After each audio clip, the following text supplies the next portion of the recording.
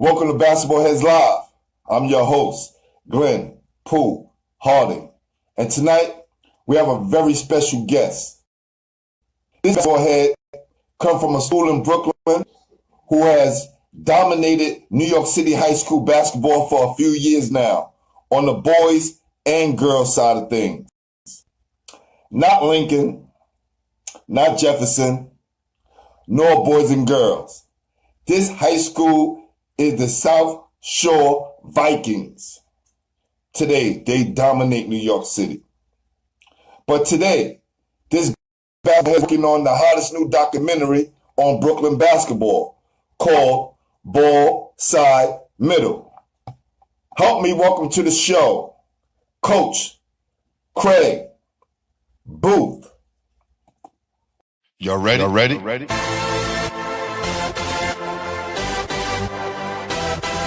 Yeah. You have just stepped out into the world of chaos, where everybody goes hard. Come on. Go hard. Go hard. Go hard. Go hard. Go hard. Go hard. Or go home. Never back down. You gotta hold your own. Go hard. Go hard. Go hard. Go hard. Go hard. Go hard. East Coast. Go hard. West Coast. Go hard. Midwest. Go hard. Dirty. Hurry up, everybody. Get online, buy your tickets, cause the game about to start. All good. Nice intro. I like that. Oh man, listen, brother, I had to bring that intro in, man. It's just something about that song that get me going. You know, even Right. coming home from work and taking a nap, now I'm up in charge, my brother. Right. That's a layup line song. There you go. That's right. That's how it was made. And it's so Right. crazy. That song was made over 10 years ago, and we just never knew what we was going to use it for. But I knew one day. And now look. Yeah, I'm trying to get some leverage here so you can see the logo. Yeah. Take your time. I want to give a special shout out. I want to give a special shout out to Joey Brower, James Major, and Tony Childs for their videos showing their artwork and supporting my guy, our resident artist, Jamel Powell. Please keep those videos coming so we can send out the next batch. Awesome. All right? So when y'all see me put up another 7 videos, then you know the next batch will be going out. And we have like a good 20 pictures ready to go. So definitely salute everybody that support the show. What's good, my brother? All is good, man. Blessed. Busy as all get out. Busy as I bet, man. Life. Everybody's talking about this new documentary and they can't wait for it to be finished, man. Like, really. You know, when I talk to all the basketball heads out there. Right. I can't wait either, to be honest with you. So, what I like to ask all my guests is, who introduced you to the game? Wow. My dad and my brother, 7 years old, Foster Park, Flatbush, Brooklyn. Foster. Yeah. I lived in Vanderbilt Projects from, say, 2nd grade to 6th grade. And I had an opportunity to start out on the garbage cans, perfected my handle. I was a little guy, and so, you had to learn how to handle, get by people. And then my dad took me to the park because he used to bump. He used to play a little bit. And I remember my first shot, the first basket I hit, it was an underhand scoop, and I got it in. And wow. I kind of started falling in love with it. I was down with baseball first, but then this basketball thing. And then I watched my brother, who started Shellbank Junior High School out there in Sheepshead Bay, and his team won the city championship in junior high school. He's about 3 years older than me, and I wanted to be just like him. And so I worked hard on, trying to be like him. Yeah, and funny thing you say about the baseball thing, because what I'm finding out is a lot of our basketball heads who come on the show, a lot of them didn't start off in basketball. They started out in something else and then kind of fell in love with basketball. Right. No, absolutely. Because when you live in a project, when you're young, your parents don't really let you venture out. And so the park was like a long block away. So 4, 5, 6 years old, baseball, playing the court. and you introduce the stick ball, stoop ball, baseball type concepts. So basketball was sort of not really something that was ready and available. But then once you got old enough to go to the park, then you get hooked because the park was massive. And Man, it was like a rite of passage, well, right? That you had to go through, right? It just wasn't. It was only for the special ones who would just jump right into it. Right. You know what I'm saying? Right. But for a lot of us, it was a learning process. Us had to play with the older guys and kind of learn how the game is ran. What's the rules, right? What's the etiquette, right? Because that's important. You just can't go to a park and kind of not know the etiquette because you could run and get into a fight. No, absolutely. And I tell people, because I play a little golf, and I had to learn the golf etiquette. So basketball is the same thing. To your point, you have to know how to dress to some extent. You just can't come out there looking like you can't play. People pick you up based on appearance. You gotta. All right. Yo, look, I didn't mean to stop you on this. Right. Because if you're from Brooklyn or anywhere in New York City, you know about this, right? You out in the court, and the dude comes to the park, and he got the full New York Knicks uniform on, with the Patrick Ewing sneakers, and the socks, and the wristband, and the headband.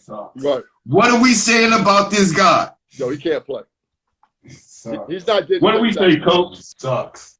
Yeah, he's overdressed. You get what I'm saying? Right. Because you can even simply have a guy out there with 2 wristbands on, and you're like, no, you can't be matching like that. You can't be matching like that. You can't have the matching top and bottom. Right. Unless that shit was like you played for the Gauchos and you had to go to hoop uniform. Right. But those things you never really played in because you kind of cherish those things. Exactly. And in the 70s, literally, we did not, when we started playing, we did not wear basketball shorts. We wore a T-shirt, some jeans, or some cutoff jeans. So we didn't have what we have today, where at least you could rock some nice shorts, some nice kicks. We had our Chuck Taylors, and we had whatever else we had on jeans. And usually your parents cut your jeans up in the summer and make shorts. So that was, the 70s. There was no uniforms. Listen, and I'm going to correct you on this one, Coach, because you said in the 70s. In 1983, when I made Lincoln varsity team, I had a pair of blue and white Chuck Taylors, a pair of cutoff shorts, and a white T-shirt every practice for tryouts. All right. You're right. And this is in 83. So now, a good friend of mine and my teammate, Josie Watkins, he just called me the other day. I love this guy. Josie came to the practice with a full Flames uniform. That's the difference, right? He had his AAU and something that we knew about and knew that, man, if he played for the Flames, he got game. Right, exactly. That's the difference. Right. You just you can't have the New York Knicks on, but you got something local. No, but if you had that Flame joint on, you better know how to ball or you're going to get exposed. Absolutely. No, and we're going to go back to the neighborhood and say, we just bust the guy from the Flames' ass. Right. right. This happens if a dude's on Gauchos, Riverside, or Massive Broncos. You bust one of those guys' ass, it's like, got you. Right. No, absolutely. Wow. So what was the first team you was on, Coach? So my first team was 10 years old, 10, 11-year-old team, biddy team out of Foster Park called the PAL team. It was coached by a cop. His name was Dennis Fitzgerald. He came into Foster Park, and he did some wonders. He organized us. So we were a bunch of street ball players. He organized us at every age group. And so I was on that team. And the first tournament we played in was citywide down at St. John's Recreation Center. And so that was my first memory of St. John's, my first tournament. And we finished in I think third that year. We lost to the Brooklyn USA team, which was with Boothe Washington, Mike Watler, Michael Niles, Freddie French, Tony Story, brother. They had a crew, and they ran us. They ran us out the park. We probably lost about 13, but it was the first time I seen guys my age, my size, that can go, defense. And so I really looked at them a little different. I said, yo, these dudes are outside of time can play. And but I held my own. I remember it vividly. Me and my backcourt partner, a brother by the name of Tiki DeVoe, we represented. But again, they were like 10, 11 deep, and they were well trained, well practiced, and they were called Sports Unlimited at the time. Ultimately becoming Boothe USA. Wow. Appreciate that. That's some good history right there. Yeah. And look, man, all those guys you named, I'm surprised y'all didn't just hand them the W when y'all played and y'all only lost by 13. So salute to you guys. No, you heard the team he was playing against at 13? Who's going to beat them? That's crazy. Well, you know what's interesting? At 14, 15, I joined Boothe USA. And I played on the B team. So a lot of those guys moved up to the A team. I was the B team midgets. And then I would say I played against almost every single one of them in high school. Me going to South Shore High School, they went to AHAM, boys and girls, respectfully. And then as an adult in the pro-am situation, we wound up playing with each other. They were teammates of mine. Beetle was a teammate of mine in the pro-am, West Fourth and Rucker. Kelly Washington was a teammate of mine. Kelly, my God. Kelly was my college teammate. We played together at Rockland Community College. Right. Backcourt teammates. Mike Niles and I won 3 chips at Reese Beach together, and also played against him in the hole, and also played with him in West 4th Street. His brother Steve played with us in Rucker and City College NBA Pro-Am, played with them. And, you know, so I can go on and on with all those guys. Later on, you know, we're all connected, you know. So started out playing against them, then played for them for a year, and then I wound up going to Gil Reynolds for a short summer, and then in between that, just had good interactions with Frank Mickens from Boys and Girls, who taught me about defense. Barney Davis let me play winter ball with him, and then eventually when I played high school ball for Coach Robert Sherman, and I started in the backcourt with a great guy named Jeff Wilkerson, God rest his soul. And we lost in the Brooklyn semifinals to Lincoln High School, your school. And they had a great team with John Devereaux, Dennis Thompson, and Henry Hamilton and Quentin Bucky Williams. And then they wound up losing the boys and girls, and boys and girls went on to lost in the semifinals. Eventually, that Stevenson won the whole championship my senior year, 1980. So was that the team with Dedrick Irvin? No, that was a team with Ed Pickney and Fred. Oh, Brown. yes. Okay. Got you. Ed Pickney was a junior, and Fred Brown was a senior.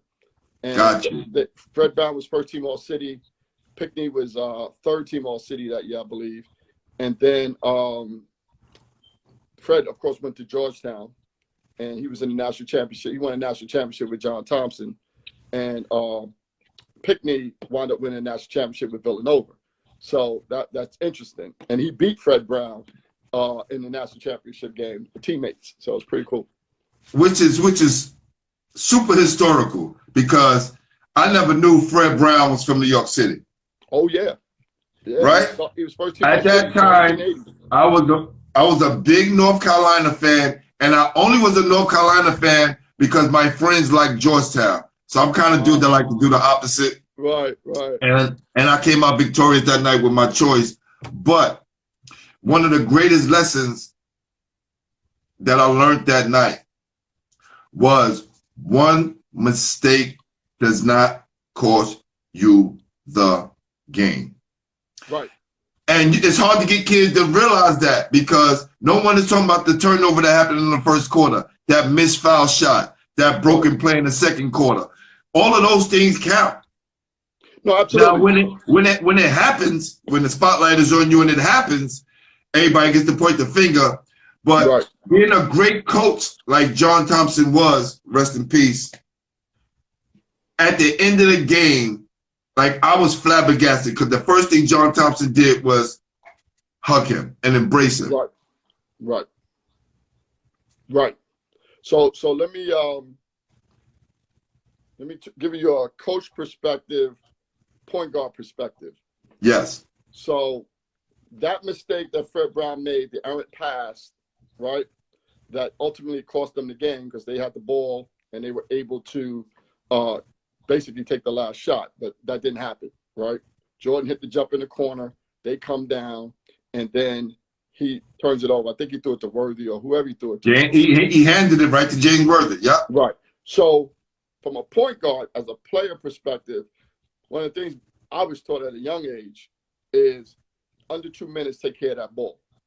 And so you have to make sure that you have 0 turnovers under 2 minutes in a game. So that's number one. But the second thing is also we're taught court awareness, right? So you got to know where all 9 players are on the floor, not just your teammates, but the other players.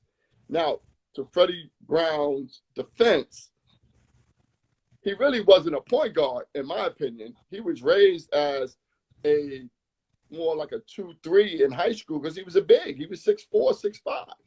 But Georgetown mended him and made him a point guard. And so, to me, he was still in training. And then the embracement by John Thompson, which was critical and crucial and at the right time because it was publicly displayed on national TV that he had to embrace him because guess what? He had 1 more year with him. He had to run that team the next year. And if he lost him right there, then he wouldn't have him the next year when they won the chip. And he got his revenge, right? He was able to erase a lot of memories there. So again, I think the coach's move was, to your point, on point. But he also knew he was saving him for the next year. Not saying that if he was a senior, he wouldn't have did it, but maybe he would have did it in the locker room. You know what I'm saying? Right. The fact that he did it, when he did it, perfect. But also, as a point guard, I think Fred Brown learned a valuable lesson. The following year, I would love to see what his, sort of leadership was. If we looked at his stats, I'm sure he stepped his game up because you got to know how to take care of that ball under 2 minutes and know where everybody's at, all 9 players. And you come up that floor, you don't see 9 players in front of you, then you can't take the risk of going slightly behind you because you don't know what's there. So that was it. But yeah, but that was one of the greatest games. Yes, definitely. Classic game. At that time, who's the nicest guy in your neighborhood? So in 1980, 81, 82, around that time. So in 80, I graduated from high school, and I was living in East New York at the time. So I lived in Starrett City. So I would say, as far as guards were concerned, I would consider myself probably the best guard in Starrett City at the time. And then as far as bigs, a guy that was 2 years younger than me, Lorenzo Charles from Brooklyn Tech. Brooklyn Tech, yes. Got the dunk and won the national championship. He was from my neighborhood. Surrounding the neighborhood, outside the neighborhood, a little bit down the ways, we had like Canarsie. So we had Tommy Allen, DJ Tommy Allen, God rest his soul, John Sally. They were coming up from that way. Then the other part of East New York, a year in front of me was Sid Green, who wound up going to UNLV, playing for the Knicks, Orlando Magic. And Bill Calhoun, his teammate. They had another guard, Mike Porter, Gene Liggins. Those guys were tough. And then also in East New York, we had Glenn Daniels from Canarsie. He wanted to play at LIU. And man, we had a good representative players in East New York because, we were touching on Brownsville, so we were kind of, together. But overall in Brooklyn, Roosevelt Chapman was the man. He played for Westinghouse. He went on to play for Dayton and took him to the Sweet 16 all by himself. So he did that run, small school run before Stephon Curry.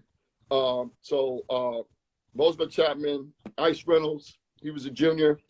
Beetle Washington, both Alexander Hamilton, Lionel King, Alexander Hamilton, Donnell Williams, Alexander Hamilton. Boys and girls had Lamont Long, Ty Whitehead, those guys. I had Lamont on the show. Good guy. Gotta give him his picture. Yeah. Chris Mullen was a junior, but he was tough around that time. Lafayette had a brother named Vince Wiggins, 6'10" kid, recruited by everybody in the country. And he wound up going to Southern Illinois, then transferring to LIU in Brooklyn. They had a white guard that was tough, Rob Kersner. He went to Southern Illinois, then transferred to Texas A&M. We were in the suicide division. And so now explain what that is, please, so people understand. Division is the Brooklyn division where the best talent in Brooklyn had to play against each other at least twice during the regular season. And then you had to beat them, the top 3 teams in that division made it to the first round of playoffs, and then eventually Brooklyn was eliminated in Brooklyn. But the suicide division was South Shore High School, Canarsie High School, Lafayette High School, Boys and Girls High School, Alexander Hamilton, and the 6th school was trying to remember FDR. So FDR was the weakest of the bunch. Matter of fact, Jeff might have been in that division too. Yeah, because we played Jeff. No, Jeff was a non-league. But those 6 there, so our top 3 coming out was Boys and Girls, Alexander Hamilton, and us. And actually, they took 4 teams, and then Lafayette. But they made sure y'all knocked each other off. Oh, absolutely. First. Absolutely. They just Brooklyn like always killed Brooklyn, and it's crazy. crazy. No sense. The best ball players is in Brooklyn. I'm a conspiracy theorist to the 100 power. Trust me, I know there's a lot of things going on. This purposely happens. I just the other night was talking to John Arnold, and we was going over the New York State Mr. Basketball list and the state championship list, and it just looked like they were just picking names out of a hat. I know, guys, teams had to compete, but they knew if they could get this group to play against each other and knock this group off, eventually they'll get what they want out of the pack. So, Glenn, the reason why, to segue into the documentary, the reason why I'm doing the documentary is because of some of those factors of the adversity and sort of the culture and the things that we had to endure in Brooklyn during the time period between 1975 and 19 said, hey, we could take this time period to 1965 to 1975, pretty much the same thing. But I focused on an era where I was, it resonated with me. I was playing from middle school, junior high school, all the way through college, and then a little bit of pro-am. So I got a nice block of time there. But aside from just getting out from a b-ball perspective, there was absolutely no educational investment in the Black kids in the hood. So for example, Brownsville, Brooklyn during that time, and even today, you got a few schools, few small schools, but in that time, 75 to 85, there was 0 high schools in Brownsville, Brooklyn. You had a population of 50 some odd thousand people, and you had 0 high schools. East New York, Brooklyn had well over 120,000 people living in East New York. You had 1 high school, Jefferson Boys. You had a girls' high school, Maxwell. Okay, so you're talking about a populace of about 170,000 people, and Brownsville, East New York, pretty much right next to each other. Yeah. And you got 2 high schools, Maxwell and Jeff. Okay. I didn't even know that. And so instead of the politicians investing in our community and putting our high school in our community, what did they do? They put us on a New York City bus, not a yellow bus, a New York City bus. And usually most of us rode 2 buses because it was a 2-fare zone. Yeah. That we had to get on the bus and we had to travel to neighborhoods, predominantly Italian neighborhoods, where they did not want us there. I'm talking about at 12 years old, leaving Flatbush, Brooklyn, going to, and Flatbush only had 2 schools, Midwood and Erasmus, which technically were white schools up until the mid-70s, where they got really integrated because, that was Billy Cunningham's house. Barbara Streisand, people like that. Yeah. But those schools started getting somewhat integrated, but they were same as South Shore, because brothers from Bed-Stuy, Crown Heights was getting bused to Midwood, okay? And so we had to look at, and Flatbush in the 70s was a lot of white people. It wasn't like you see today, where there's a lot of Blacks and West Indian and Hispanic. You didn't have that back in the day. So now we getting bused. Now imagine this, you coming out of Tilden Projects, Howard Houses, Starry City, wherever, and you got to deal with the gangs. There was over 20 gangs in Brooklyn alone. So you got gang stuff going on. Then you leave that, you get on this bus with a little bus pass with adults on the bus, and you 12, 13 years old, riding, hopefully with a couple of homies who's getting bused with you. getting on 2 buses to go about 5-6 miles, maybe more, and you get off the bus and you're in a completely white neighborhood. We shocked the neighborhoods.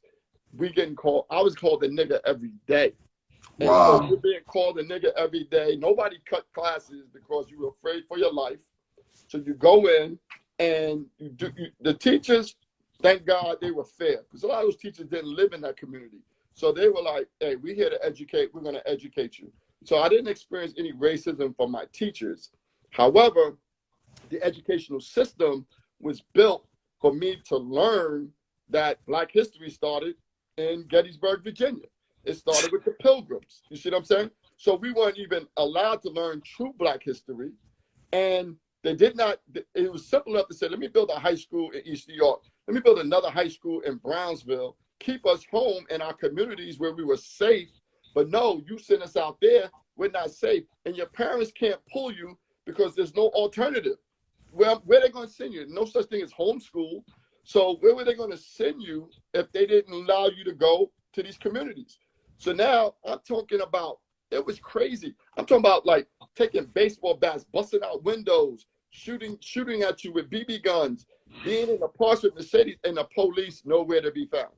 3 o'clock, we all had ulcer cramps trying to get to that bus.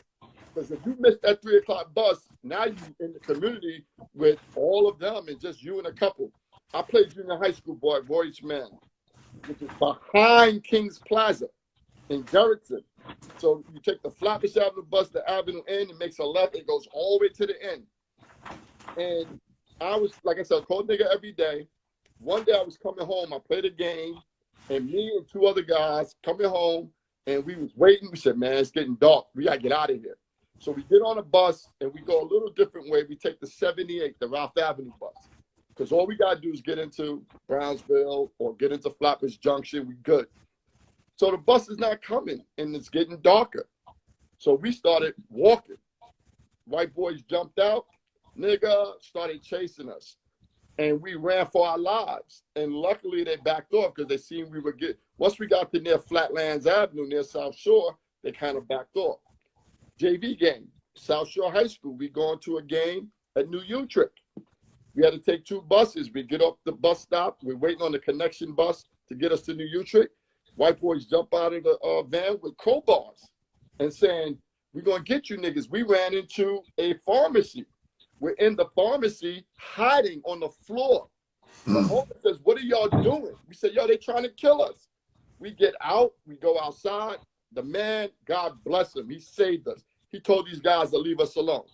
They said, oh, when we come in your neighborhoods, you try to kill us. I said, that's not true. Facts. I don't even care Facts. about you coming. We do not. You probably think you're a cop if you came and saw That's one thing that I, since growing up in Brooklyn, that's something that we always did. If a white guy came to play, showed them love. White guy moved to the block, we show everybody love. Ball player. And ball Yeah. players Yeah, definitely. That was in the mind, like white boy. Right. Ball players in our But we're community not going to treat them unfairly. Not at all. right. And gang members don't try to hurt us in our community because we play ball. So I remember when we got to the game, we told Coach, we said, Coach, we can't go back the way we came, man. It's going to be nighttime, and we're not dealing with it. Coach packed us in like sardines. Coach Sherman, Coach Barney Davis packed us in, got us back to the hood. And the interesting thing is that all that adversity, we still represented our schools that they didn't want us there. We still represented the South Shores, the Lafayette, the Canarsies, the FDRs, the Utrechts. We represented them, and we won, and we played well, and we got an opportunity to do something knowing we're playing for a racist school. And if I didn't have a varsity jacket that says South Shore High School basketball, man, I was in trouble. I was in trouble. So these are the things that I'm trying to highlight and shine a light on, that the brothers that came through that, lots of us, and were able to get through the adversity. And you'll hear a lot of testimony like this in the documentary about, yo, what we went through. Then you'll say, man, how did we survive? And let me just say one thing, Glenn. 31 years. It took me 31 years to step foot on my junior high school's playground. 31 years later, And when I stepped on there, God, honest truth, my wife was with me. I cried because this place right here in my deep DNA and my core was so much hatred and craziness. But I learned later on in life through my high school coach, actually, that racism isn't a community, it's people. And because I got treated fairly by other people that did not look like me, and these people here, and it's taught. It's taught. Oh, absolutely, right, absolutely. Because I went to predominantly white college, East Stroudsville University, and learned to get along. But I know I was an athlete. But then I worked on Wall Street for 8 years in the corporate environment, and went through that type of racism. But I learned through life, and I still don't quite understand why they hate people of color. And listen, I can take you to a nice history lesson. We can talk about that off air, because trust me, it's crazy. It's a whole slew of things. But I want to give a shout out to my guy, Joe, my guy, call him Boston Joe. He's basketball historian on that side of things in Northeast. Look, the things that we know about what was going on in Boston in the 70s and the busing with the kids, he said reminds him of what you were just saying, what was going on in Brooklyn. It was in the world was trying, after civil rights, the country decided to integrate schools. And of course, it started with the colleges. And then, of course, you've seen images of kids trying to go to school being spit on and yelled at or whatever to integrate. Integration was one way. It was blacks going into the white institutions because they did not trust the whites coming into our neighborhood, and they felt like we would do the same thing to them as they did to us. That's one, when I sincerely doubt that would have happened. But then the second thing was there was no investment in the educational system as far as resources. So the white schools, you were getting better education, better resources, because they've invested in those educational facilities. They did not do that in the black communities. So therefore, integration was like, we're not taking these white kids who are in these privileged situations and putting them into the black schools where they're not going to have the same resources. They're going to fail. So for us, it kind of, oh, that's nice work back there. He teasing me, man, teasing me. He's on point. Cause I can't watch. I'm not, he don't want me to looking at the picture before he finished. There you go. So at the end of the day, it's an opportunity for them to integrate. So when you integrate it, and it was a one-way integration, it was done in all urban communities, all black communities. Let's integrate the schools, which I think was one of the worst things that could happen, because by taking us out of our communities and making us travel for hours on buses with strangers, and then dealing with the racism when we got there every day for 2, 3, sometimes 6 years, depending on your situation, it messed us up mentally. But listen, that was a job that was well planned out. Let me explain something to you. Early on, when they started letting blacks into colleges, right? I think they let like 1,700, some number like that early on. Then they saw that over 95% of all the black people who went to college went back to work for the same people who was oppressing them. So they was like, oh, open the floodgates and let them all in. We got another working class. Right, but also they control the narrative, right? Oh, for sure. Predominantly white for sure. People, they're going to educate you the way they want to educate you. Right. Give you the information that they want you to have. And the information is just like going into a Catholic church and you look up on the walls and every image is a white person looking at you. And so, not to really get on race too much. No, but it affects us psychologically. Oh, absolutely. And as athletes, the basketball that we endured and we loved so much was our savior. The basketball saved our lives. The basketball protected us from the white crazies and the gangs. The basketball is our first love. The basketball is our endless love. And the basketball made us not realize and recognize that we were poor. The basketball didn't have us focus on the communities we lived in. That basketball took us places. and we never left. It was just right there, but it took us places. It protected us. That's why this documentary is hopefully the younger folks that are playing this thing today, where they're saying, I want to play this because I want to live like LeBron, or I want the fame and fortune of a Kevin Durant. And we didn't play for that reason.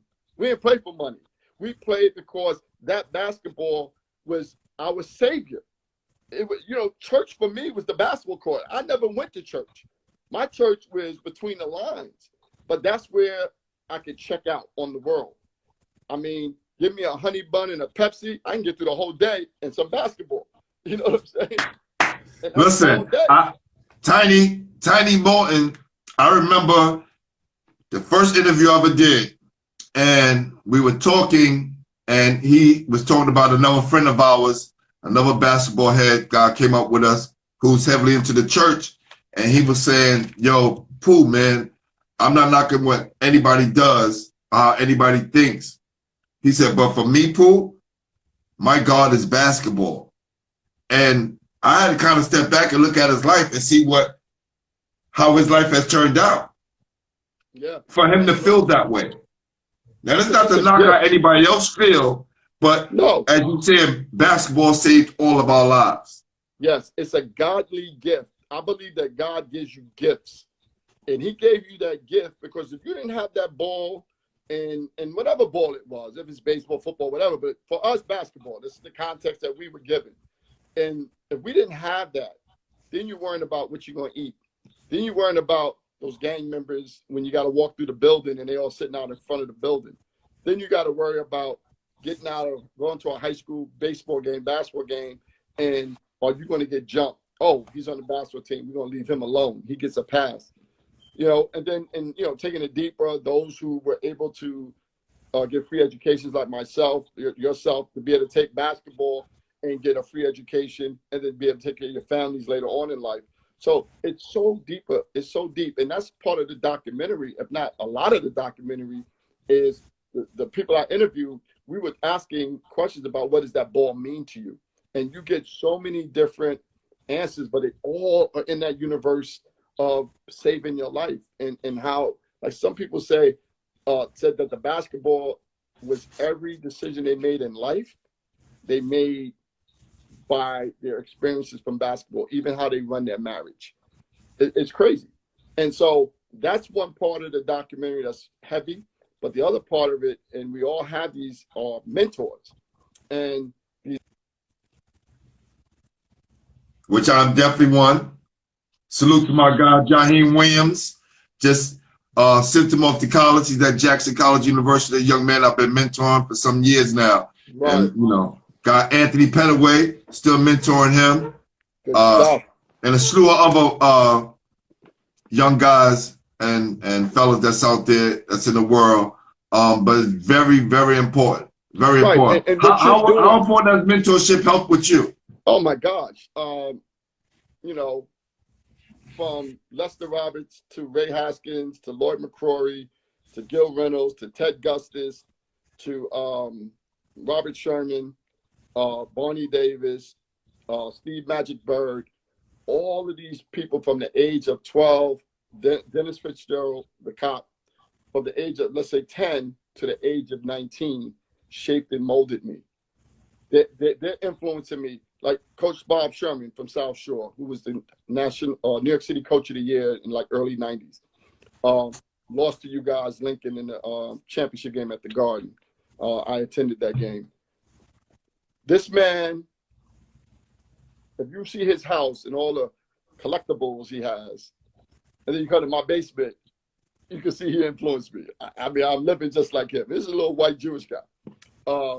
Frank Mickens, who taught me about leadership and how he ran Boys and Girls High, but also how I worked camps with him, and he taught me leadership. Gil Reynolds taught me about toughness and IQ and understanding basketball and, Lloyd McCrory. Fundamentals, son. Yes. Fundamentals, son. Yes, Lloyd McCrory, fundamentals. Ray Haskins taught me how to referee. I went to his referee class, and he certified me. And then later on in life, always wisdom and advice all day long. Ted Gustis, the first basketball tournament I ever ran was at Ditmas Park thanks to Ted Gustis. He allowed me to do that, and we've been friends, and he's been mentoring me for years. He's the head of the PSCL Brooklyn, and Ted, you know, God just blessed this man with the ability to communicate, and so I got a lot of that from him. Lester Roberts, I created my own Brooklyn, USA in Virginia, and coached 300 kids. Got about 150 of them into college. AAU coaching for like 17 years, both on the boys and girls side. And I've been a high school coach for 9 years at the boys varsity level, head varsity basketball coach. And so, but my drill, ball side middle, first drill I run with my team. That's the name of the documentary. Yeah, I wanted to get to that, like the name, Yeah, like yeah. where did that come from? Give me some info, Coach. The first drill I learned when I went down to St. John's Rec to play for Brooklyn USA was ball side middle. It's a full court weave, but it has some concepts in there. And I never forgot that drill. And I never forgot when we played, we were expected to kick that ball out to the side, shift that defense over, creep in that middle, and boom, here we go. And got you. Lester Roberts, in my era, Lester Roberts was the godfather of basketball in Brooklyn. Nike sponsored Brooklyn USA, and they were the first organization nationally that Nike invested in and sponsored.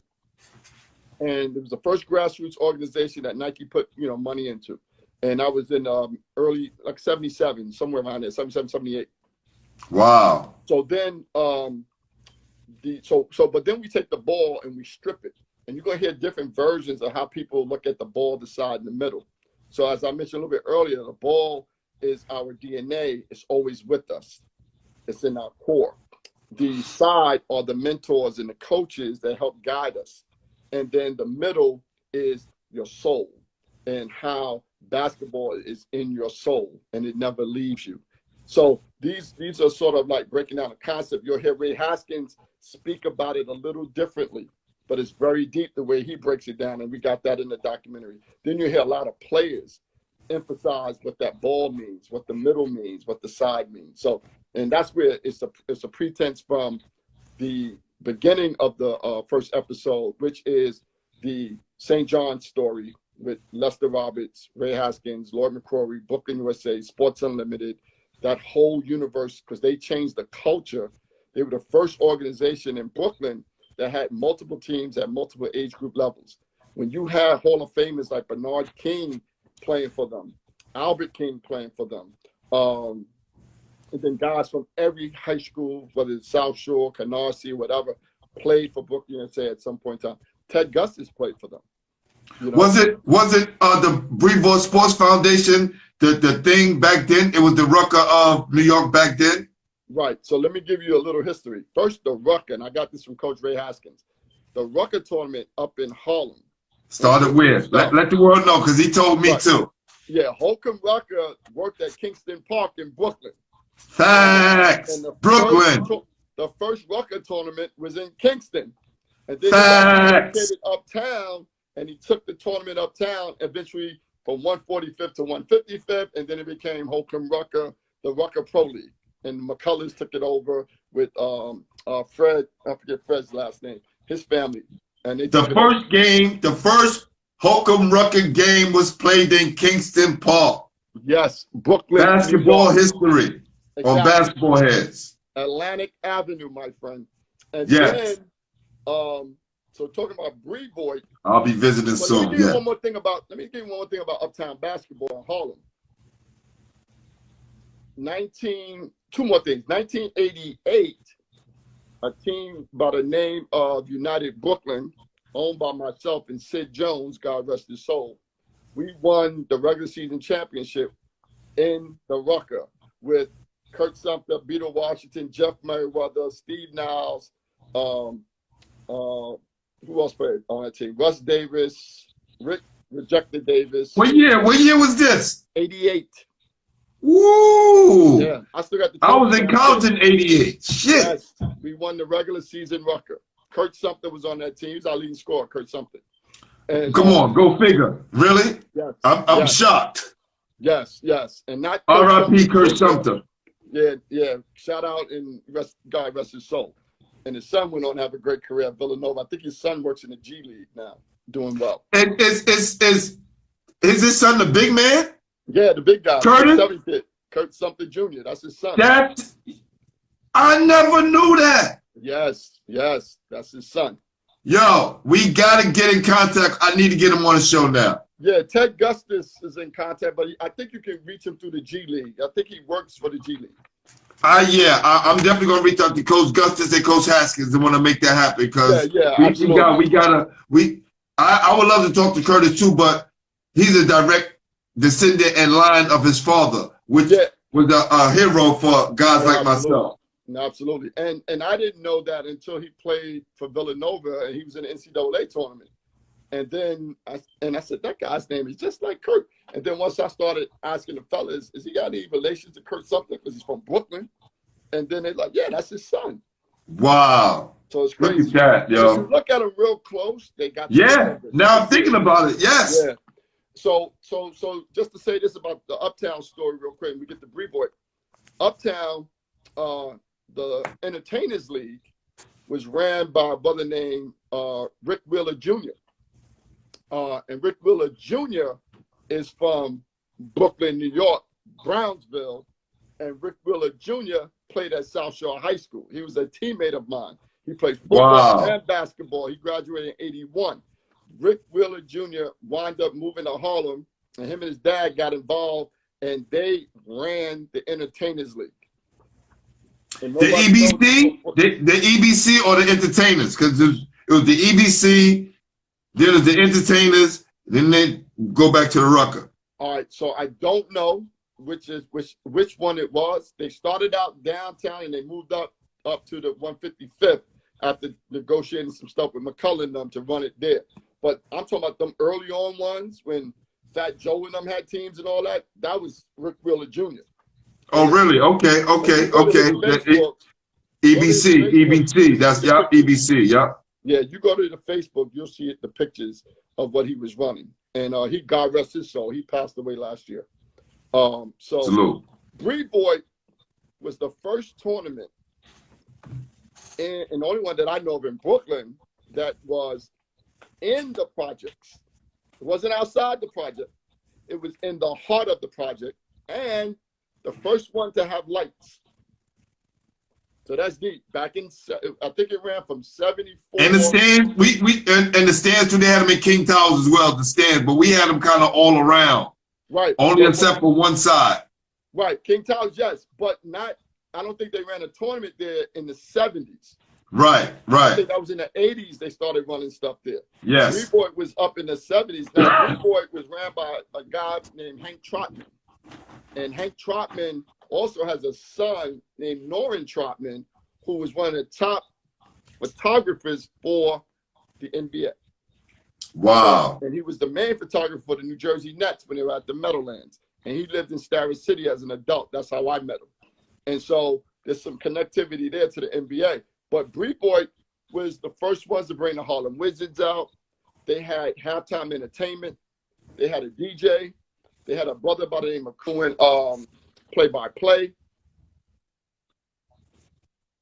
like Marv Albert. Oh man, it was just crazy. So all the things that was happening in Boothe kind of splattered other places up to Harlem and the Bronx, and they started using bits and pieces. Kind of was like the ABA for the NBA. Exactly. Gotcha. Boothe was definitely way ahead of his time. They had sponsors. They charged very little money, and they were the first tournament that started bringing in teams from out of town, like Philly and Baltimore, and then then they had pro players coming down there playing. So Boothe, when I never played in Boothe until later on in the late '80s, but it wasn't Boothe Sports Foundation. It was a tournament. No, it was the Sonny Lewis. It was the Sonny Lewis tournament. Right. Yes, we won it in '88. We went to the championship 87 and '88. Right. And my dumb ass left to go to college early, and we wanted to lose by 1. But I came back that next year and took the whole thing in MVP and everything. There you go. And Sonny Lewis, God rest his soul, that's a great guy. We definitely gonna have him mentioned in the documentary. Actually, hold on for one sec. Hold on for one sec. Because I never did this. Out of all my trophies that I have, wow. that are in the closet. All of my trophies are in the closet except this one because it's too big to fit. And I'll bring it to let the world see. There you go. Right? So this was like the MVP trophy in 1988. And see, that's hardware. That's what we give out. Yeah, You know? yeah, this is what you leave, right? Two That's trophies in the jacket. Right, and then you got to try to take it on the train. You know what I'm saying? Hey, look, and when God saw you with that trophy, there was more in all than want to rob you. Dudes wasn't going to rob you for a trophy. It's like... Absolutely. Nah, everybody was like cool with that. Then you're bold. Yeah. You're protected. But you know, the great thing about it is I think that just having that hardware, and I know it gets dusty, it gets in the way. Very dusty. That's why I put them all in the closet. I got tired of cleaning them. Yeah, but you got to take them out, man. You got to take them out, man.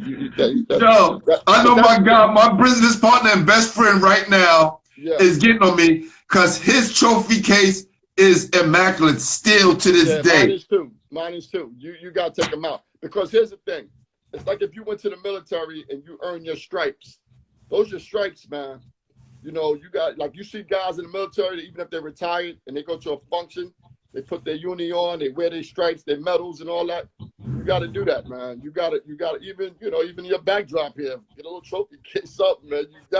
You cannot put your stripes in the closet, man. Yo, they are in the closet. A lot of them broke. A lot of them got one arm, more dusty. I'm promoting this right now, right? This is a new trophy. It was created by somebody that looked just like us, my guy, Eric Hicks. Nice. And we want to start branding this, make sure everybody have this in their household. Oh, that's nice. The game over, right? That's game over. Yeah, there you go, right here. That's beautiful.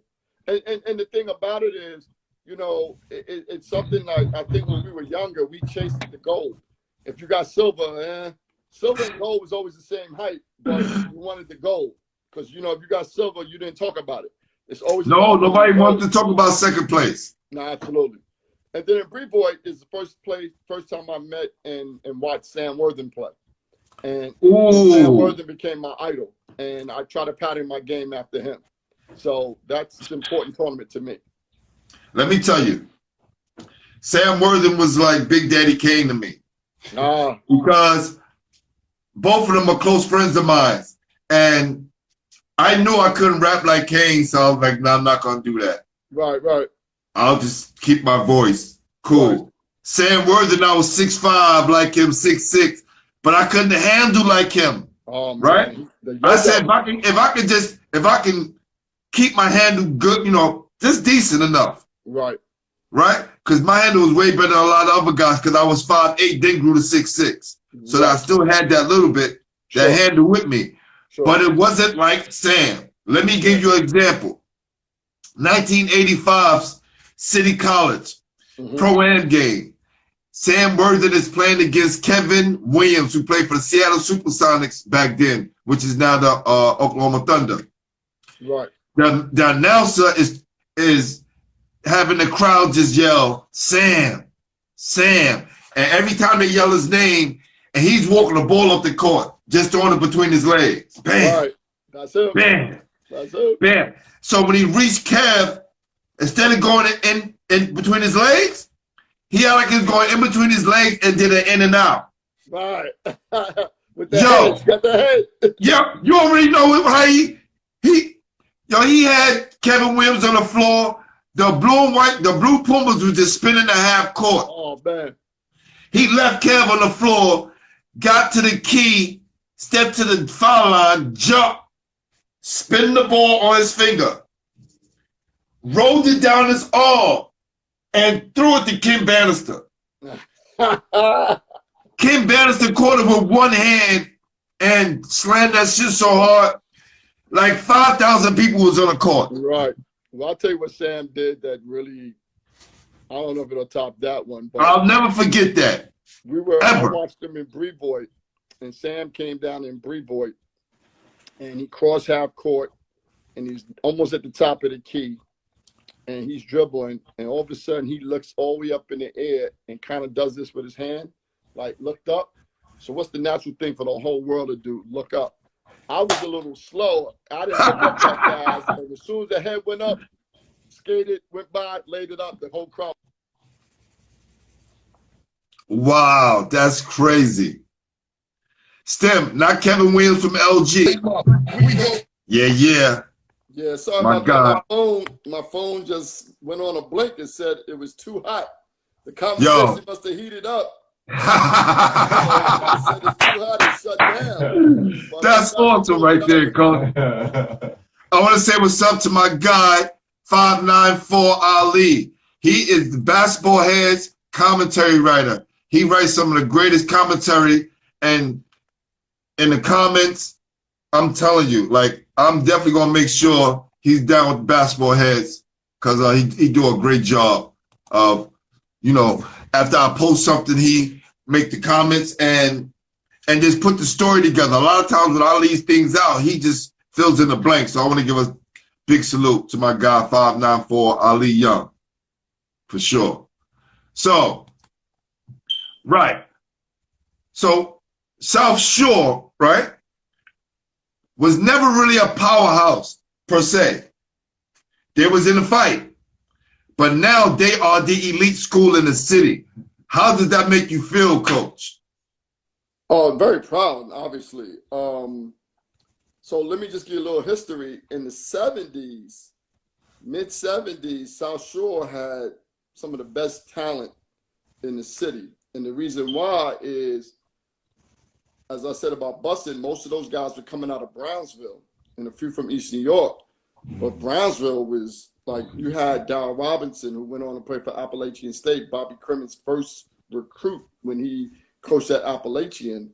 So you had that situation. You had Earl Fuller, who. Oh, yo, let's hold up right there with Earl Fuller, because I'm bringing him on the show, not next week, but the week after that. And I'm going to come back. I'm going to go out and I'm going to come right back in, all right? Yeah. All right. Let me stop, man. I'll tell people I'll break down that song one day. Yeah. That song was produced by my guy, Live 1-0. Original track. I sat here and watched him make it on his iPad. And he just left it here. And then every day I would come in and play that beat. I was like, yeah, this sounds like a basketball game. Yeah. It was supposed to be his song. He came back. I was like, y'all want to let you hear something. He's like, where you get that? Oh, this shit is kind of hard. And that was that. Right, So, right. to my guy, he made that beat in like a couple of minutes and classic. Talent. So, yeah, definitely. So we was talking about the success of South Shore on the boys and girls side, which I can't say has been done in PSAL in a very long time. I don't think, as long as I've been in basketball, I haven't seen a basketball powerhouse like this on both sides. Yeah, on both sides at the same time. It's phenomenal. I think they had a 2-year run where they've done it and headed for 3. Would have headed for 3. It would have been 3 this year, definitely. Yeah.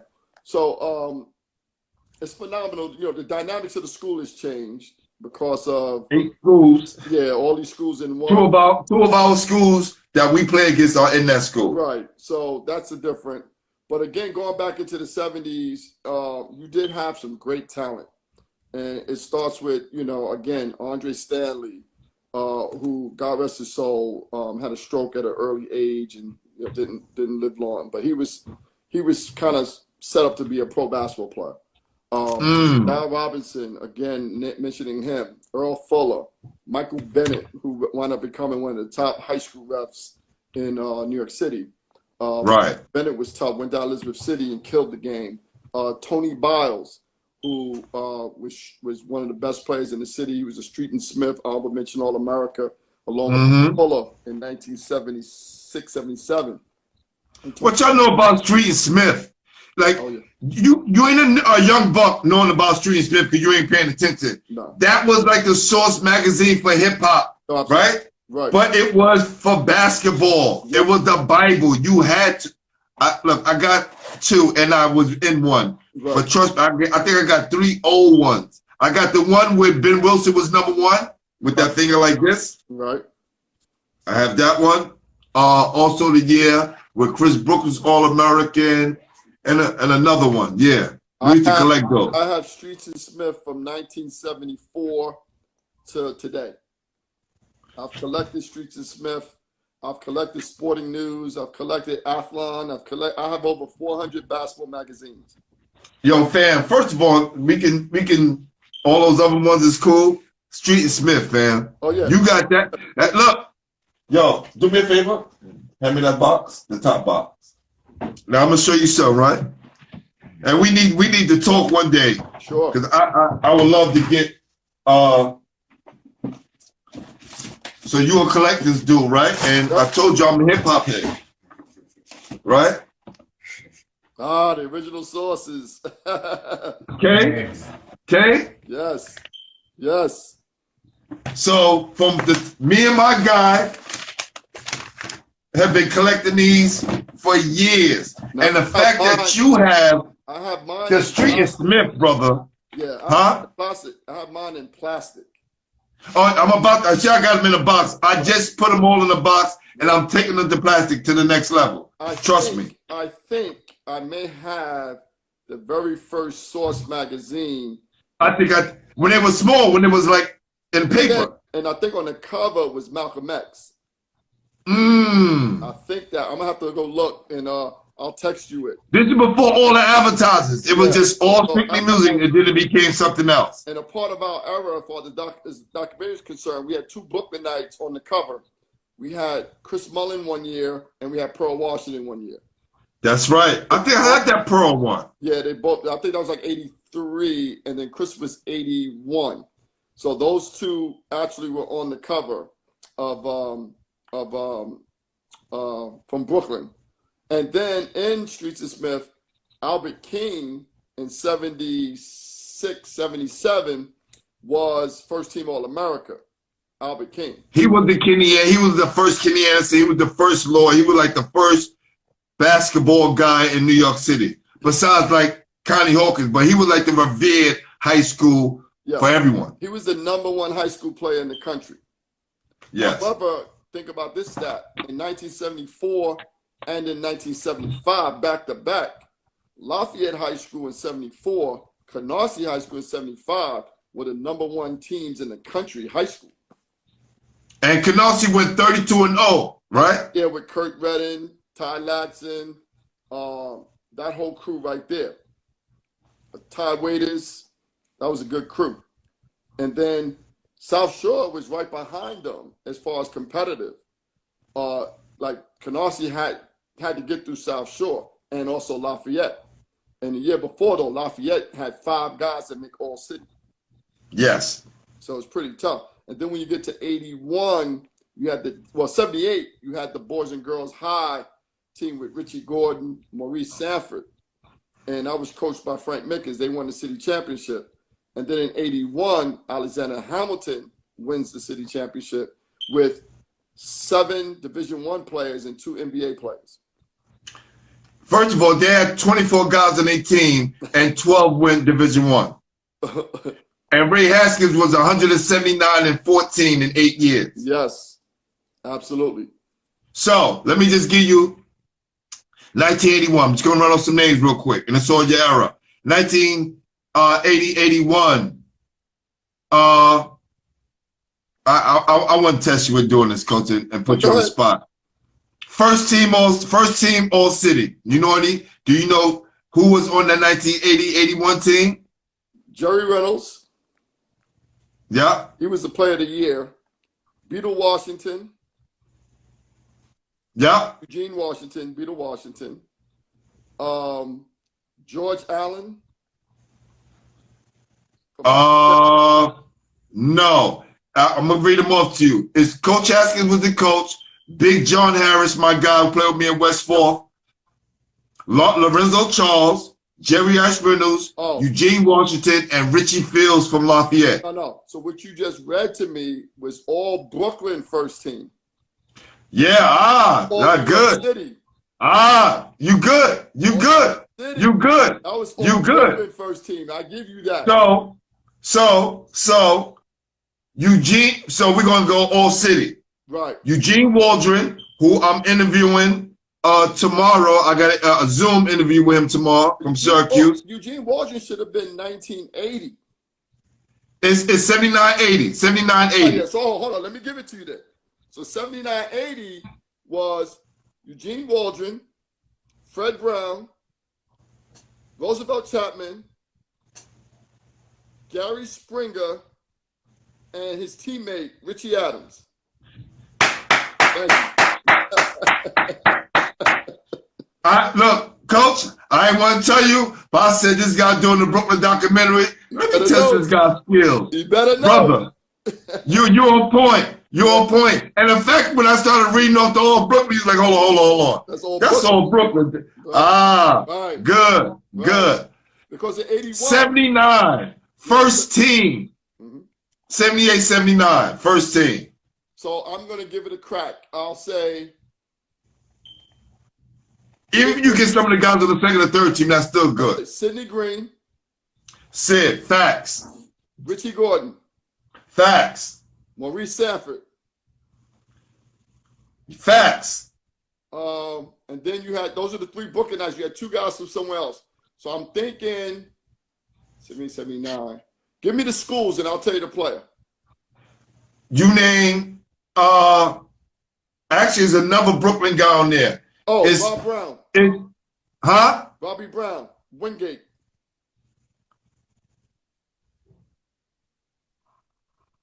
That would be the fourth. He's on the third team. He's on the third team. He's on the third team.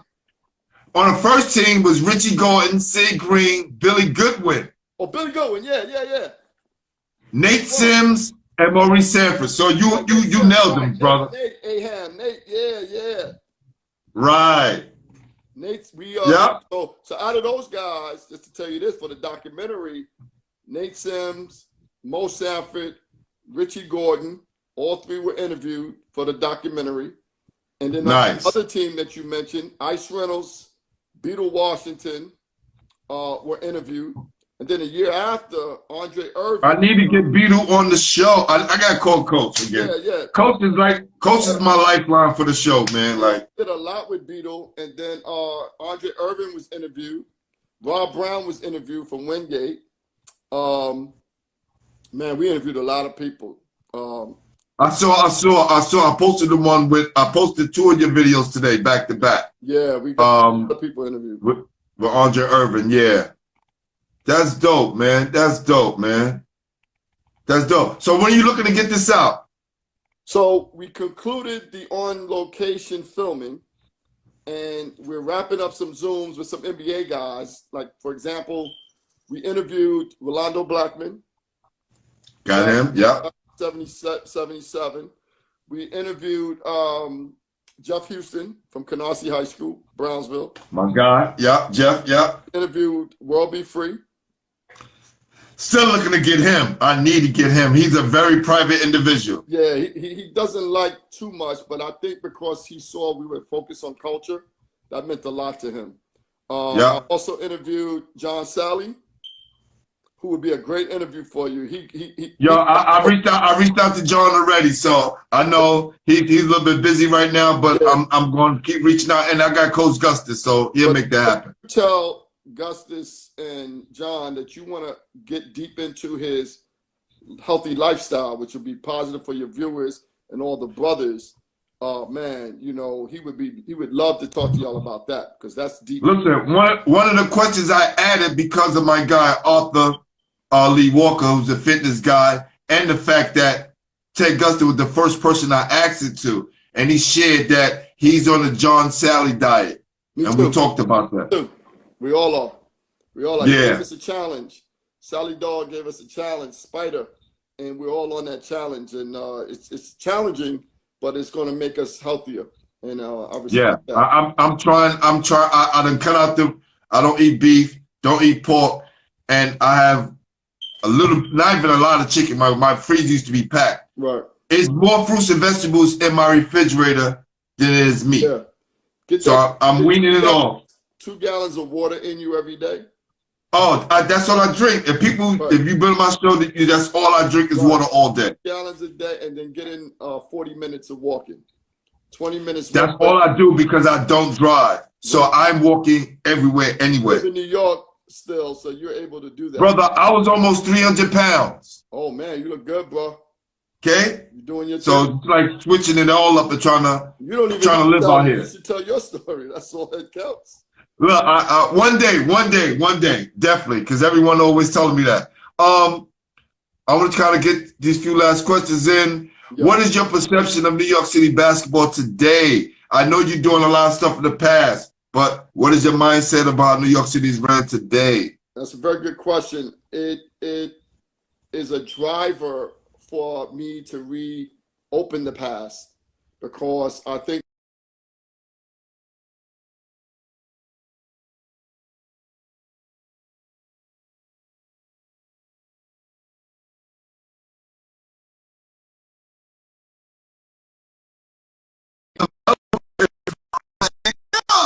I was a full-floor MVP for 8 years straight. Yo, salute my guy, Mr. Crossland. I'm gonna read what he said, yo. yeah. And Mr. Crossland, this weekend I'll be sending out your shorts and t-shirts for winning that prize. He said, tell coach I made All-American for the projects. 13. Right. 13. I love And he said, I'm available to be involved anytime. I was full-floor MVP for 8 years straight. Yo, that's classic. Hey, tell him if he don't mind doing an audio of that and sending it to me. I will definitely consider, man. And I want to hear with the passion that you just gave it to me. Because when I'm coaching kids, and I'll tell these kids, I said, you're not even all neighborhood. You're not even all my man said he's all project 4th floor. I love it. 8 years. 8 years full floor. Like, you can't get no better than that. He probably said I'm the king of slam dunk on the puff basketball too. Early. Listen, I was all path mark, no frill section. There you go. 5 years straight. Right. But yeah, back to your question real quick, and I'll sum it up. Yeah, perception. Migration, really, where they're getting their foundation, their roots from New York. My issue with New York City basketball is not the high school scene so much. It's that we have less community leaders, less people working with the kids, developing them into young men, men coaching, male coaching, as opposed to just, basketball coaching for scholarships and sneakers. And people are setting up AAU teams left and right, and you're losing a lot of the credence and the credibility. AAU basketball, I coach in AAU basketball, but when I ran my program, I had one team. I had one boys team, one girls team, and I raised them. You add a player or two, you lose a player or two along the way. I just think that allows me to make an investment in kids, and I'm not saturated with a bunch of kids, and I can focus. We just need more community people. Why is Sona Hole not having a tournament? Why is Boothe, the Coliseum is still there? Why is there no tournament there? Why is Wingate? Well, I can tell you about Boothe. I ran a tournament a few years ago, and I did it in the big park because they didn't want to do it, because the floor was too messed up in the Coliseum, right? And they didn't want to fix it. So I went down to the people at NYCHA, and the guy who was who was running community affairs, he said, Mr. Glenn, very reputable guy, a lot of people respect you, so I'm gonna tell you the truth. He said, it's sad to say that crime pays. So what do you mean? He said they will never fix the Boothe Coliseum again because they can lock up too many young black men. And if they don't have anything to do, which they don't, and if you got it right in the center of the projects, that's the heartbeat of the projects. If nothing is pumping, if no blood is flowing to the heartbeat of the project, instant death. This is why kids are getting shot in broad daylight, and it's chaos because they refuse. They refuse, and even they got the 81st precinct to co-sign and said we won't do any protection over there if y'all fix that park up. So it's just like an empty And it's pool. sad. It's sad because that was the gateway for us. Never was afraid of going to Boothe, Sona Hole. You see pictures on our website and on our Facebook of Sona Hole where you got 400 or 500 people on one little court standing around, and we don't have no violence. Nobody got shot. Anything like that. Yeah, referee get yelled at here and there, but it was never crazy. Boothe the same, Tillery Park the same. I mean, We're used to playing in floods of people. It brought our community out. You know, I see a lot of people hit me up on Facebook and say, yo, I never played, but I was at those games. And Yes. so, you know, I think the politicians and I think the police got it wrong. You know, there's no more PAL. Guess what else is missing? After school center, night center. Yeah. We grew up in Yeah. that stuff. So you're not invested in the community. That's why you have the violence against the police or the violence against each other. You know, you need community stuff. You need community leaders. You need community centers, and you need community tournaments as from a basketball perspective, because that solves a lot of problems. Listen, I interviewed Mel Davis, Brevoort first NBA player, right? First superstar. He said, man, when I was coming up, to go across the street to 21 Community Center and the Night Center, Yep. right? Those are the kind of things that helped shape me. And then there were other mentors involved. And that's why I wanted to start this dialogue, right? To talk to some of the coaches, some of the grassroots programs, some of the players, so we could try to just have dialogue, just try to figure out how we can get back to doing what we need to do, what was done for us. What was done for us. Right. Because I say it again, a lot of white men had a lot to do with a lot of our success. I'm going to keep it up, because my high school coach had a lot to do with a lot of young black men's success. And now it seems like that now that we're in control, and I'm not pointing a finger, I'm just saying we just have to do a better job. We got to do a better job. Right. So and the kids even if we start the dialogue and get the talking and get these conversations flowing, we could be, you know, put ourselves on the right path to get this thing fixed. If you want to capture the kids, the carrot is the basketball with the kids, right? So in our era, you could play in the Brevoort tournament, go down Solon Hole, go to Kingston, go to Wingate for Nero, go to Reese Beach, go to I mentioned Tillery, you can go to BRC, Gershwin. You can move around and get strong tournaments there, right? And never have to leave to go to AAU events up and down the Eastern Seaboard. Stay right in Brooklyn. Stay in Brooklyn. I didn't mention anything uptown yet. I just said staying in Brooklyn. And with that, in that era, we produced 28 NBA players. 28 young men from Brooklyn played in the NBA between 1974 and 1986. 28 with one or two ABA players like Roger Brown. So if you think about that, these guys stayed in Brooklyn, never left Brooklyn, played all over Brooklyn, and became NBA players. 2 Hall of Famers, Chris Mullin, Bernard King, 1 Dream Teamer, Chris Mullin, 2 NBA champions, Vinnie Johnson, John Sally, and 2 National High School Players of the Year, Pearl and Albert King. Hold on, but we gotta go back. Kenny Smith. You gotta put Kenny Smith. Oh no, Brooklyn. Right. Brooklyn. And then right. the other national champion is in college was Lorenzo Charles. He won Lorenzo Charles. So I'm just saying these 28 people that got all of their bump and their learnings from the mentors, the coaches, and playing with us and against us, got them to the NBA and to have serious success at the NBA level.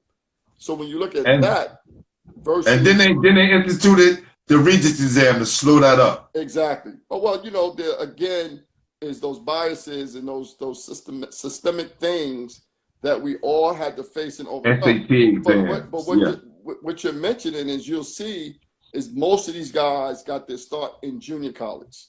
We all went to junior college because we couldn't crack that SAT the way we should have. But then we leave junior college. You got Vinnie Johnson, you got Sam Worthen, you got a number of guys that went to JUCO and came out of JUCO, then eventually did well. But again, Jerry Ice Reynolds as well. Yeah, everybody, you know, RJ Irvin, a lot of guys had to go that route because, again, the educational system wasn't built for us to succeed. The whole thing was built for us to fail. And we found a way. We didn't fail because of that orange thing. And I'm telling you, the few brothers that passed away, you know, because of whatever reasons, health reasons, but most of the brothers are alive and kicking, man. And we're reflecting. We have over 1,200 members on the Facebook page in 3 months.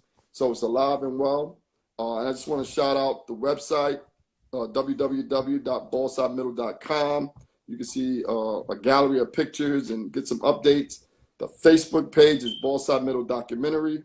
And we are on Instagram and YouTube a little bit, ball.side.middle. That's how you get to us. But again, we're going to try to drop the first episode by the end of October, November. We're contemplating streaming source. We may not want to come out the gate with a Netflix type thing. We want to control the narrative, and we want to control how we distribute it out the gate. But it will be 4 episodes.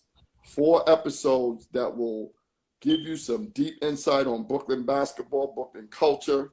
We're going to get into the culture. We're going to talk about Skelly. We're going to talk about stickball. We're going to talk about those. What you know about Skelly? Come on, man? What you know about being the killer diller? What you know about that?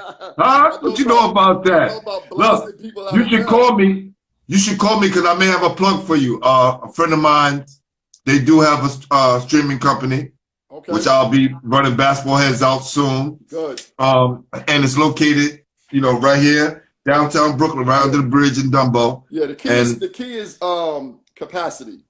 And because this thing is going to hit, you may get 100,000 people jumping on it right away. Just because it's Brooklyn and it's basketball and it's everybody's home watching streaming now. So, we can go to Netflix and they control the narrative and they don't put it out there internationally like we want it to be. They don't market it. So we feel we'll do the best we can in the first year, create leverage, and then we go to Netflix or Amazon or whomever and say, listen, we got a hot product. You may want to get behind it. And then we go there. I'm gonna see my guy number, see what they can do for you. Sure. Yeah. All right. My guy, Mr. Crossland, said what happened to Stu Granger. Stu Granger is in the documentary. We scheduled to do a Zoom call with him 2 weeks ago. But we're going to actually get one in. Stu is my man. Stu is one of the best point guards, most focused guards. He made it to the NBA, to the Cleveland Cavaliers. Yes.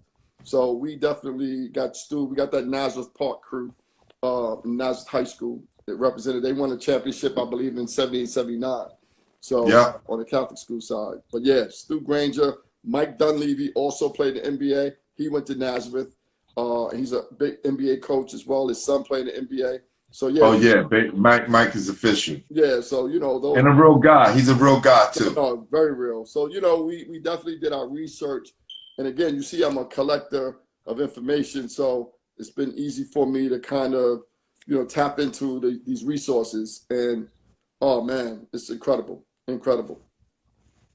All right, so last question, along with Larry Washington. I know Larry Washington. Yeah. And you hitting this right in the head, we just talked about how can we get back to being the Mecca of basketball in New York City? Because if you Google who's the new Mecca of basketball, in bold letters it says Los Angeles, California. Yeah, and I would have to wholeheartedly disagree. The way Brooklyn is set up culturally, you cannot avoid a basketball court. And basketball courts are strategically put into our communities so that we can all congregate in those communities and we could be watched. Yeah. And what we did was we took that community and that offering and played basketball. But to answer your question, how can we get back to that fame, that claim to fame of being the Mecca, is real simple, I think. And I think that platforms such as yours, where you are creating the conversation and you're opening up people's thoughts to say, reinvest in your own community. Keep our kids in Brooklyn. Reinvest, because they've already built, man, I was down at Foster Park and the work they did at Foster and even St. John's. These parks are beautiful. And it's important now for people to start raising these babies in 5th grade, 6th grade, 7th grade. Start creating teams. Do what Ted Gustis did. Take over a park in the mornings and just run drills and clinics. Start building it there, and don't subscribe to we got to be a national team like Riverside or somebody else traveling around the whole world. Let's stay home. Let's get organizers to start having tournaments again, and start having tournaments at home. if you have a basketball team and organization, also run a tournament. Run a tournament, even if it's a 4-week tournament. Run a tournament. Give people options. I'm telling you, I play 8 games a weekend and maybe 2 or 3 during the week. I mean, you know, it was like, I got to make sure your moms, you got to get my shirts ready because I got to take 4 or 5. Oh, I took 4 or 5 shirts in a bag and I'm out. And that's, you got to get back to that culture. And you have an investment in these parks. They look good, but who's going in there getting a permit and running their programs? And I know there's good things going on in certain spots. We filmed downtown at Conrad McRae Park, and brothers down there doing their thing. You know, they had about 30 kids down there working out. We loved it. My guy, Pat Alphonse, my guy Troy Douglas. Yes, they do the basketball camps. Yes, those my guys from Grady High School.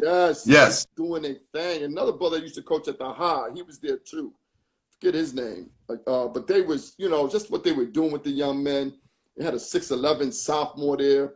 But guess what he was doing? He was going to school upstate in Massachusetts somewhere. He was leaving Brooklyn. So, you know, we're feeding them and we're introducing this game to them, but we can't retain them. Whereas when I grew up, who wanted to leave Brooklyn? Where? To go where? The best basketball is in Brooklyn. Why would I want to leave? And then they don't know our history. I'll tell you this one last quick story. I'm interviewing Elmer Anderson, right? And you know Elmer, Pearl Washington, backcourt teammates. That's my guy, yeah. Elmer, I asked the young man's 18 years old. I said, my man, do you know who's teaching you? He said, well, I know him from around the community because Elmer does a lot in the community. I said, but do you know who he is? Do you know his numbers, his stats? He was all city. Do you know that? And he's like, no. I said, do you know his teammate, Pearl Washington? He said, no. How do you not know Pearl Washington? You know, you old enough to be Pearl's son. And how do you not know who Pearl Washington is? So that's a part of, they don't know our history. And because our history was not filmed, but guess what, brother? It is filmed now. And that's what Ballside Middle is about. We are putting it on film. We are bringing back to life an era of forgotten basketball where we were truly the Mecca. And then after we finish this, we're going 85, 95. So we're going to be interviewing you. So here we go. Here we go. Oh, for sure. And look, when we talk about the situation, when you ask those young men, I go to the parks all the time. And I just shoot short commercials. This is Rucker Park. This is Ajax. I was at Lincoln Park the other day. Uptown and the Old Boys of Yesteryear tournament. And I'm making my rounds. One day I'm in Soul in the Hole doing Soul in the Hole, and the kids are playing, and I'm going, yo, y'all know where y'all playing at? They was like, no. They was playing up top where the new rims were. Yeah. I said, come walk me down here. I said, you know, there was another court down here. They was like, there was another court? Now it's a handball court. Yeah, I know. They messed it up. So I took my time to give them the history, let them know some of the people that were playing there, and then they helped me shoot my video after I gave them the knowledge. Right. And do me a favor. And now when you see they all subscribe to Basketball Heads. Yeah. And these are good kids because I asked them their grades. They were like A and B students. Yeah. Send them to the website. They'll see pictures and tell them don't look at the tight shorts. Don't look at the afros. Don't look at the Chuck Taylors. Read about the greatness of these young. Yeah, they too much into the swag. Greatness. And if it's the greatness, we're good. So anyway, thanks for having me. I'm definitely gonna do that. So when I talk to the young guys, I'll give them the history, but also send them to your page as well. All right? Yeah. So we come. Go ahead. Now I said we're gonna we want to premiere this at the Barclays Center. That's our goal. We want to premiere the documentary at the Barclays Center. So hopefully we can fill that place up with the community of kids and of course the old heads and really, you know, try to get 20,000 people in there to see Ballside Middle. That's a goal. If we can put it on the jumbo screen. When you're ready to promote it, I will be a vehicle for you to promote it. I just need a press pass so I could be frontline and center interviewing all the guys. That's all I need. Too easy. And I appreciate you giving us some time and some shine. And again, we definitely are excited. And all the brothers and sisters that are participating in this, man, we love it, man. No doubt. So at this point in the show, we ask our guests to nominate someone to be on the show. So if you don't have somebody on the top of your head right now, you can hit me up. You can think about it. Hit me up. Be like, yo, G, you should contact this person. This person, somebody you should have on, you know? There's a person I nominate who's a relative of mine, and he played basketball in the era at Brooklyn Tech High School. He went on to play at Colgate High School. Colgate College, I'm sorry. Yeah. And then from there, he came home and he became a Saboa basketball official. But then right after that, he joined the CIAA as an NFL official, and then went on into the NFL and became a Super Bowl NFL official, and is currently the man in charge of all officiating development for the NFL, as well as the game play-by-play and the rules and all that. His name is Wayne Mackey. He's a Brooklynite. And definitely, I heard of that. Yes, I heard that name. Yeah, that's us extremely well, because he can give you like a rag to riches story. Grew up in Linden Projects in East New York, right, and lived in Starrett City, and went on to have a great career. He'll be a little bit of a different perspective, but it's all good. Yeah, yeah. Basketball is his origins and his heart, and he was able to flip it, from a basketball referee to a football referee. But he's represented our community well, all of basketball. He played in West Fourth, played in everything. So played for Ted Gus's, Dittman's Park. So all of us know Wayne in that respect. He's our basketball guy, but did big things in football.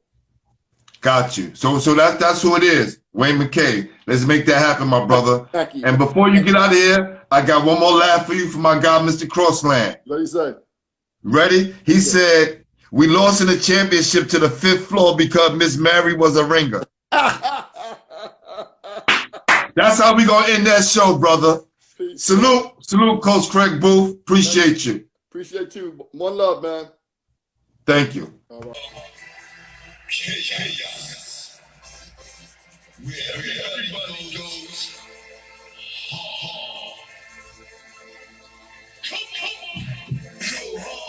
Y'all gotta get my man Bernard Mitchell picture and Sean Williams picture, man. No, I didn't do it with that, right? Nah. I'll give you a picture. What up, T?